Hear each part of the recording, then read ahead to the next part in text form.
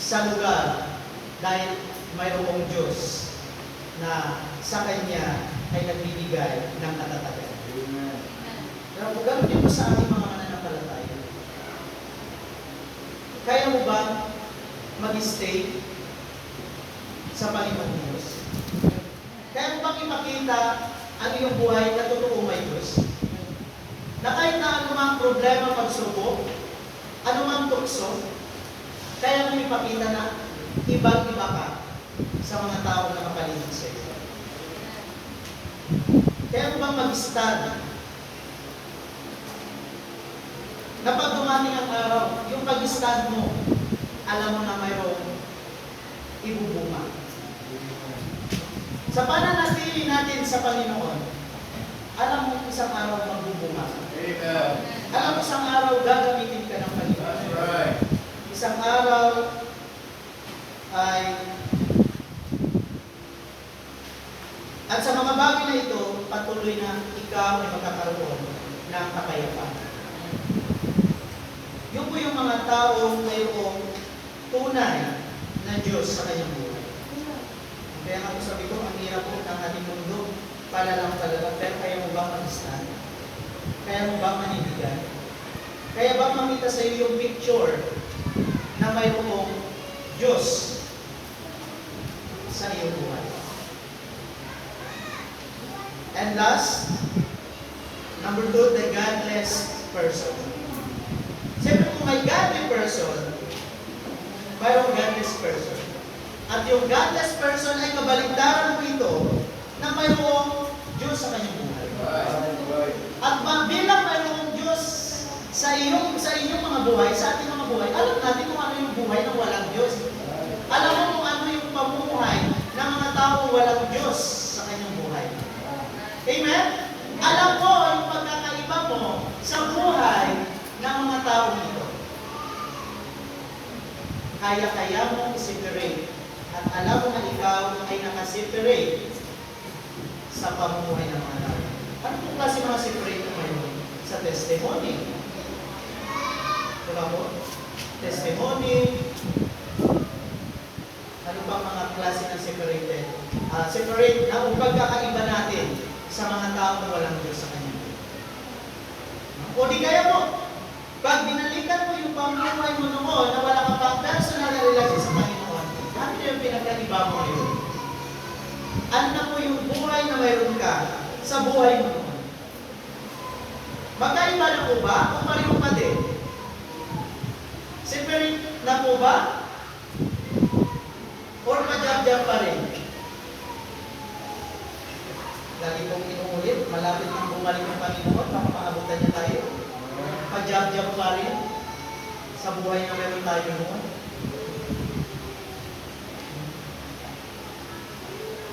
A godly person, sabi ko sa verse 5 and 6, kaya ang masama ay hindi tatayo sa paghatol, ni ang mga makasalanan man sa kapisan ng mga matuwid, sapagkat nalalaman ng Panginoon ang lakad ng mga matuwid, ngunit ang lakad ng masama ay mapapahamak.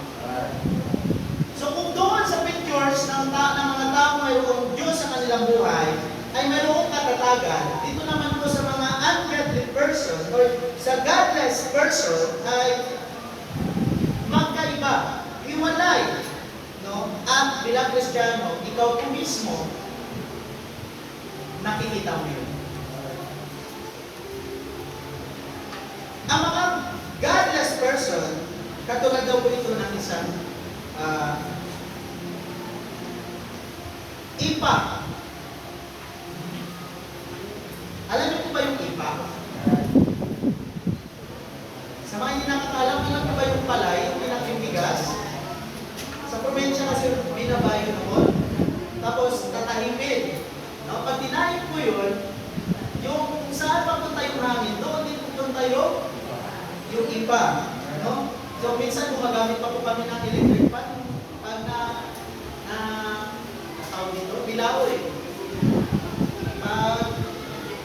Kalimutan ko na. Tahipan, no? Pag natahip mo na, may mga maiiwan pa po yan na maliliit. At pag may naiwan na, naiharap na yung electric fan, bubuhos na gano'n. So yung ipa, isasama ng hangin. So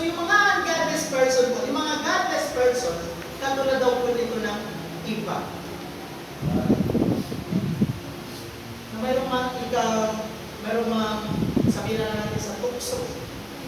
Tukso pa lang, mabilis tayo madala. Amen? Kunting kalabit lang, ang bilis natin sumama. Walang paninindigan. Bakit? Kasi yung mga godless person, wala namang iniisip. Bakit ba nila ito gagawin? Wala namang pumapasok sa ating buhay na pag ginawa ko ito, walang apektado. Ako lang. Amen? So kaya po yung nakakalungkot sa mga taong walang Diyos sa kanilang buhay, walang paninindigan. Kaya po ito yung lagi ko sinasabi sa mga young people, kumusta yung iyong buhay? Kaya mo ba makisama? Pero kakaiba.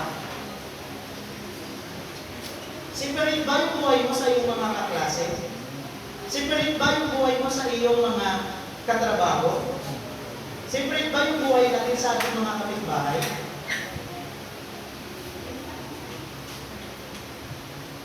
Or kunting kalabit lang? Kapitbahay natin, pag umaga, pag yoyo, isa ba yung pagkalabit din sa'yo? Hindi na naman na kayo, wala rin palang pinagkaiba. Akala mo, godly person yun. Bakit parang pareho lang din naman kami? Pareho rin kami binibitawan ng salita. Diba? Godless person. So, kumusta po yung ating buhay? Sana sa ating pamumuhay sa mundong ito, nakikita natin na tayo ay hindi katulad ng isang ipa na mabilis ng madala. Isang ipa na kung saan hindi pinanghangin, nandun.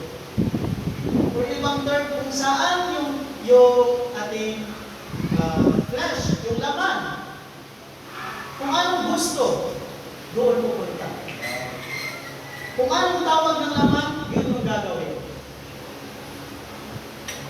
So bilang isang Kristiyano po, hindi po yun nakikita sa tao mayroong tunay na Diyos. At sabi na po, hindi natin kayang lukunin, hindi mo pwedeng lukunin ang iyong sarili. Kaya mo lukunin yung mga tao sa iyong paligid. No? Kaya mo lukunin ang iyong pastor, kaya mo lukunin ang iyong kapu-member, pero kumusta po yung totoong buhay? Yung totoong Kristiyano na sinasabi natin mayroon tayong Diyos.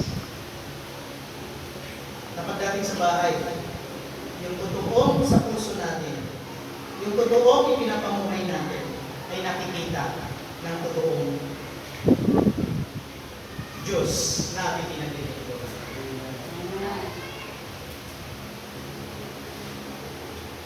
Sana hindi tayo katulad ng isang iba. Sabi ko dito, without strength, when the winds come, without stance, when the judgment come, and without escape, when the kingdoms come. So, kahit na po anong mangyari, tayo ay patuloy pa rin haharap sa judgment ng Panginoon. Last time namin pinag-aaralan ay tungkol ito sa backslider. Ito yung isang bagay na nakakalungkot sa mga mananampalataya. Yung pagbabackslide. Sabi ko sa kanila, baka may nagpa-plan na sa inyo mag-backslide. Huwag mo na lukuhin ang sarili mo, ituloy mo na yun. Actually, yung mga backslider, karamihan sa loob ng church. Amen? Totoo po, kaya minsan pag sa backslider, ang tagal natin kasama sa loob ng church, katabi pa natin, isang araw biglang mawawala. Kaya yung pinakakalungkot, isang araw biglang tayong mawawala. Yung pala na tayong joy. Na pumunta tayo sa church, wala na pala tayong joy na naglilingkod sa Panginoon. Pumupunta na lang tayo sa church every Sunday kasi nakasanayan ko. Pupunta na lang ako ng church kasi linggo na naman. Pero kumusta po yung joy? No? Kaya every Sunday tuwing start ng service, ito po, kumusta ang iyong pagpunta dito? Mayroon pa bang layunin? Ano yung purpose mo? Kumusta yung heart mo na maglilingkod ngayon? Totoo ba yan? Ako hindi mo maluluko, katabi mo hindi mo maluluko, yung pastor na hindi maluluko, pero yung Panginoon mo. Yung katabi mo maluluko mo, no? Yung pastor mo maluluko mo, pero yung Panginoon hindi mo maluluko. Kaya po, every time na pupunta tayo dito, sana yung pamumuhay natin sa labas, yung mayroong totoong Diyos. At yung pamumuhay natin dito sa buhay, walang pinagkaiba sa pamumuhay natin. Sa takbuhin natin sa mundo. Kung Kristiyano ka, magpaka-Kristiyano. Mahirap po maging Kristiyano. Mahirap mamuhay maging Kristiyano. Pero kung ang kalooban ng Panginoon yung tinitingnan natin, magagawa at magagawa natin sa biyaya ng Panginoon. Tayo manalangin. Salamat sa Kinang Diyos sa pagkakataon na binigay niyo. Salamat sa inyong salita. Salamat sa buhay na meron po kami. Dakilang Diyos, alam po namin sa takbuhin ng aming buhay sa mundo ito ay napakahirap. Pero Panginoon, at dahil Panginoon ang aming pagpapagala, alam po namin na Kinang Diyos na kami rin po Panginoon ang pakikinabang. Bilang inyong mga anak Panginoon, patuloy niyo po kami patnubayan na ang takbuhin ng aming buhay ay makitaan Panginoon na totoong mayroong kaming Diyos na pinagbinuturan. Salamat po sa inyong salita, salamat po sa pagkakataon na ito. Ito pa ang isang dalangin sa kanyang pangalan ng Panginoon Jesus. Amen. Maganda ang umaga po.